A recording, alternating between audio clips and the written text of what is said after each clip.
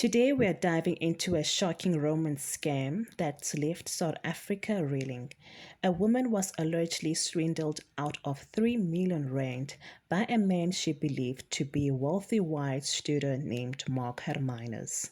Instead, it was Gabriel Ogeri, a suspect now facing charges of fraud and theft. This case is just one of many targeting vulnerable women in South Africa. Let's break down what happened and the growing impact of these romance scams.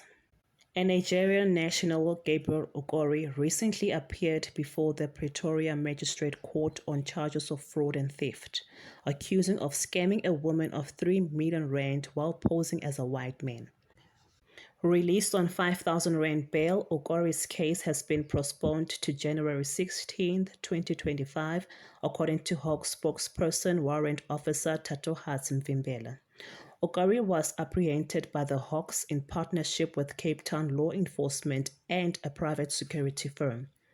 The case alleges that Okori met the woman, who remains anonymous to protect her privacy, on Facebook, where he introduced himself as Mark Hermanus. As they continued communicating via WhatsApp, Hermanus claimed he needed financial assistance for his son's medical bills. The woman sent him money repeatedly, totaling over 3 million rand, believing he would eventually repay her.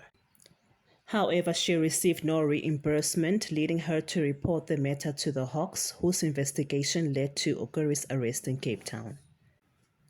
This story is one of many in a larger series of romance scams that have impacted South African women, many of whom are primary earners for their families.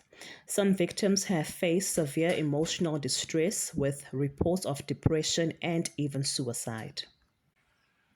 Another heartbreaking case involved a Gauteng mother in her 50s referred to Notando, who fell a victim of scam by a man she knew as Henry Mugisha. They met in January 2023 when Mugisha approached her at her workplace, a public school, under the pretense of seeking administration for his son. Over the following year, Notando and Mugisha grew close, and he proposed a business partnership, prompting her to withdraw her government pension of nearly 3 million rand.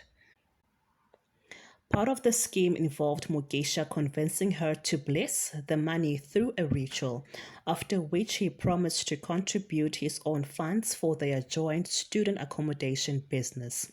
Sadly, Notando later realized that she had been deceived, and Mugisha disappeared with her pension, leaving her without financial support.